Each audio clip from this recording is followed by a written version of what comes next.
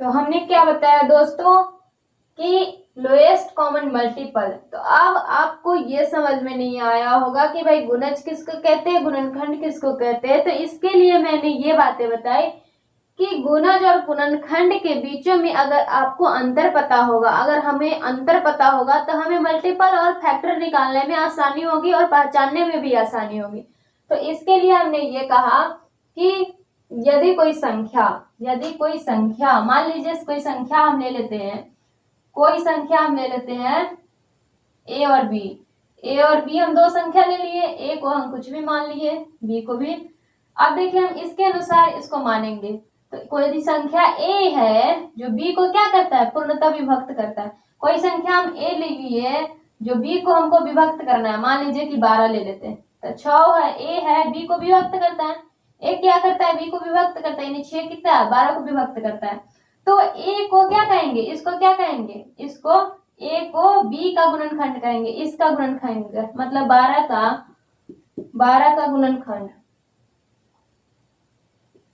12 का गुणनखंड कितना 6 हो गया, 12 का गुणनखंड 6 हो गया, इसको कहते हैं। लेकिन इसी दशा में बी को क्या कहेंगे, इसको मतलब बी को क्या कहेंगे, 12 को ए का गुणज कहेंगे, ए का गुणज कहेंगे। ए यहाँ पे क्या है, देखिए ए यहाँ के पे क्या है, 6 है। तो 6 का गुणज, 6 का गुणज कितना है, 12। यानी कि आप यहाँ पे ये देख लिए हैं कि गुणनखंड अगर कहे तो हमेशा इससे छोटा होगा, जितना का कहे तो उसका छोटा होगा। अगर हम मान लेते हैं 4 का, अगर ए हम ले लेते हैं 4, तो बी हमको क्या लेना होगा, 8 ले सकते हैं। क्या, जो इससे पूरा पूरा विभक्त हो, इससे ए से पूरा पूरा विभक्त हो वही संख्या हम नाम लेंगे, 8 लेंगे, 12 लेंगे, 16 लेंगे, तो ये सब लेंगे। और इसका हमको गुणज, अगर गुणज का है 4 का क्या का है, 4 का गुणज, तो ये 4 क्या हो गया, 8 का फैक्टर हो गया, 12 का फैक्टर, 16 का फैक्टर, मतलब ये क्या हो गया, गुणनखंड हो गया। ये 4 जो है वो गुणनखंड हो गया। लेकिन ये 4 क्या है, 4 का अगर हमको गुणज निकालना है तो 8 हो जाएगा, 12 हो जाएगा, 16 हो जाएगा, 20 हो जाएगा, 24 हो जाएगा। तो इस तरीके से तो आपको यहाँ ये पता चला कि गुणनखंड क्या होता है, हमेशा छोटा होता है, और गुणज क्या होता है, हमेशा बड़ा होता है। ये आपको समझ में आया कि गुणज हमेशा बड़ा होता है और गुणनखंड हमेशा छोटा होता है। ओके, तो चलिए हम इसका कुछ एग्जाम्पल देखते हैं और हम बनाते हैं कि एग्जाम्पल से हम कैसे इसको सॉल्व करते हैं। कुछ हम बेसिक बनाते हैं, उसके बाद फिर हम आपको इसके शॉर्ट ट्रिक बताएंगे जो आपके एग्जाम के लिए बहुत ही उपयोगी होगा। ओके, तो चलिए हम देखते हैं, एग्जाम्पल की ओर चलते हैं। और जिन लोगों को अगर समझ में नहीं आया तो फटक से नीचे कमेंट बॉक्स में जाके कमेंट करें और कहें कि जहाँ प्रॉब्लम हो वहां पे आप बताएं, तो फिर मैं उसका सॉल्यूशन मैं बता सकती हूँ। ओके, तो चलिए मैं एक बताती हूँ। जैसे 4 है, 8 है और 12 है। अगर इसका एलसीएम निकाला जाए तो दो तरीके से हम इसका एलसीएम निकाल सकते हैं। कितने तरीके से, दो तरीके से। एक तो पहला हो गया कि हम भाग विधि से निकाल सकते हैं, भाग विधि से, दो विधि से हम इसका निकाल सकते हैं। दूसरा हो गया कि हम इसका गुणनखंड विधि से निकालेंगे, गुणनखंड विधि से निकालेंगे। भाई हम दोनों निकाल के देख लेते हैं कि हमें किसका क्या जरूरत है। अगर हम भाग विधि से करते हैं तो एक ही बार में हम सबको लिखते हैं और हम क्या करते हैं, भाग कर देते हैं। एक ही बार में लिख के हम क्या करते हैं, अभी नहीं कटने वाला है तो 2 दूना 4 दूना 8 तिहाई 24 होगा इसका एलसीएम। लेकिन अगर हम इसको गुणज मतलब भाग विधि से ये किए, किसके विधि से, भाग विधि से। लेकिन अगर हम गुणनखंड के विधि से करें तो इसका गुणनखंड निकालेंगे, 4 का गुणनखंड क्या निकालेंगे जिससे ये भाग लग जाए, 1 हो जाएगा, 2 हो जाएगा और 4 हो जाएगा, होगा। 8 का निकालेंगे तो कितना हो जाएगा, 1 2 4 और 8। 12 का निकालेंगे तो 1 2 4 3 6 12 होगा। तो अब इसमें हम देखेंगे कि कॉमन क्या है। इसमें हम क्या देखेंगे कि कॉमन क्या है। गुणनखंड विधि में निकालने के लिए हमें क्या यहाँ दिया गया, कॉमन, मल्टीपल और लोएस्ट सबसे छोटा। ओके, तो यहाँ पे देखिए 2 कितने बार आया है, 2 सब में आया है, 2 सब में आया है, 4 सब में आया है, और बाकी बाकी आया है, नहीं आया।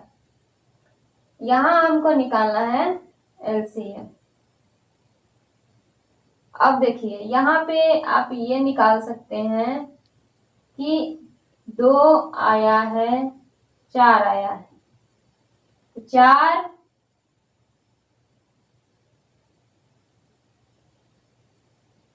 और यहाँ पे आप इसको ऐसे भी लिख सकते हैं। कैसे लिख सकते हैं, ऐसे देखिए बताते हैं। 2 का स्क्वायर, 2 का क्यूब और 2 का स्क्वायर अगुने 3। तो सबसे ज्यादा 2 का क्यूब अगुने 3। ओके, तो यहाँ पे आप देखिए कि 2 का क्यूब 8 और 3, तो कितना हो गया 24। तो ये 2 विधि है, ये 2 विधि है जिससे आप एलसीएम और एचसीएफ दोनों निकाल सकते हैं। ओके, तो दोस्तों आपको ये समझ में आ गया होगा।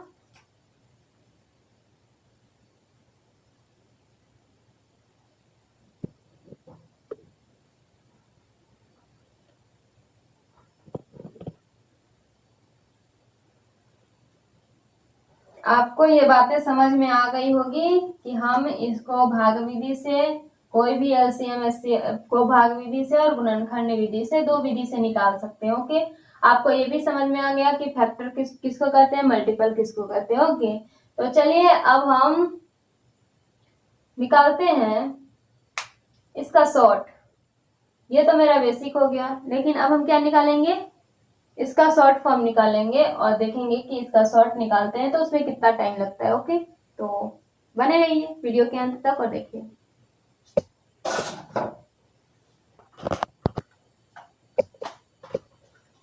अब हम आपको ले चलते हैं दोस्तों शॉर्ट ट्रिक की ओर, और देखिए कि हम शॉर्ट ट्रिक कैसे बताते हैं। आपने बेसिक जान लिया है कि बेसिक हम 2 विधि से निकाल सकते हैं, एक तो भाग विधि से और एक गुणज विधि से। ठीक है, तो अब हम देखेंगे कि एलसीएम निकालने के लिए क्या निकाल रहे हैं, एलसीएम। एलसीएम निकालने के लिए हमें क्या करना होगा,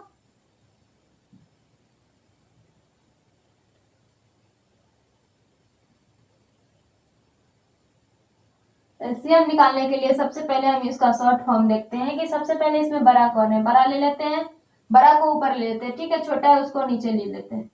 अब हमको ये देखना है कि ये तो 12 है, 4 से तो कट रहा है, 12 है तो 4 से कट रहा है, लेकिन 8 से कट रहा है क्या, नहीं कट रहा है। तो इसको काटने के लिए इसमें कितना से गुना करें कि दोनों से कट जाए।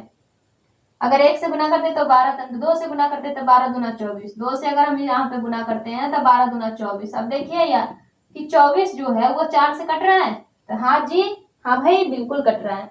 8 से कट रहा है, तो हाँ भाई बिल्कुल कट रहा है। जब ये दोनों से कट रहा है, यहाँ ये दोनों से कट रहा है ये वाला, तो इसका एलसीएम क्या हो गया, एलसीएम मेरा 24 हो गया। लेकिन इतना दिमाग लगाने की जरूरत भी नहीं है, 24 हो गया।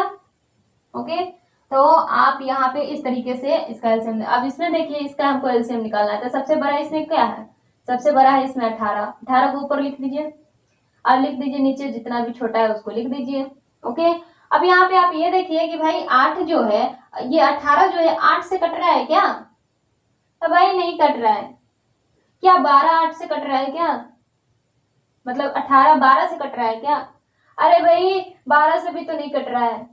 तो ऐसे हम कौन सी संख्या से यहाँ पे गुना करें कि मेरा 8 से भी कट जाए और 12 से भी कट जाए। हम ऐसा कौन सी संख्या से यहाँ पे गुना करें कि मेरा 8 से भी कट जाए और 12 से भी कट जाए। तो चलिए हम करके देखते हैं।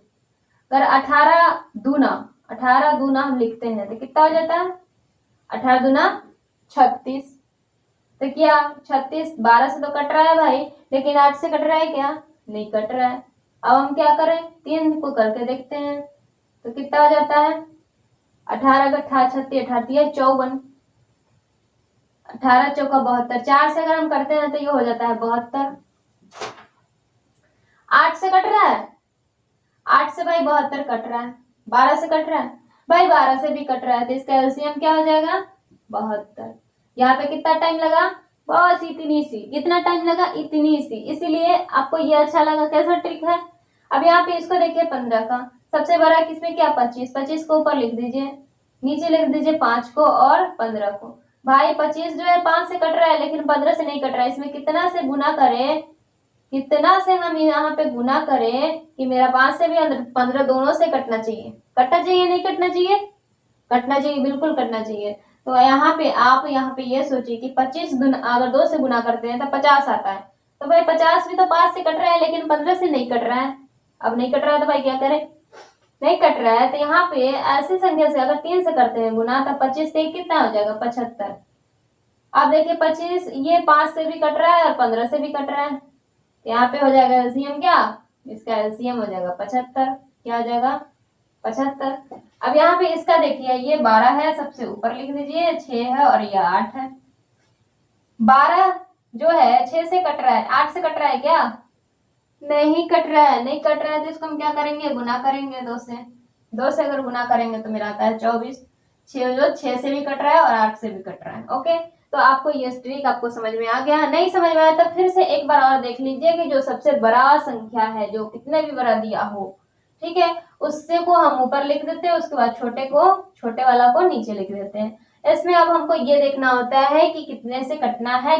यहाँ पे ऐसी कौन सी संख्या से गुना करें, मल्टीप्लाई करें, क्योंकि जो हमें ये दोनों छोटी संख्या से ये क्या हो, कट सके। तो यहाँ पे हमने 2 से मल्टीप्लाई किया तो 4 और 8 दोनों से मेरा ये क्या हो रहा है? कट रहा है। ओके, इसी प्रकार से हमें इसमें भी किया। ठीक है, तो चलिए इतना आप लोग को समझ में आ गया हो, और नहीं समझ में आया तो बैक करके इसको फिर से देख सकते हैं।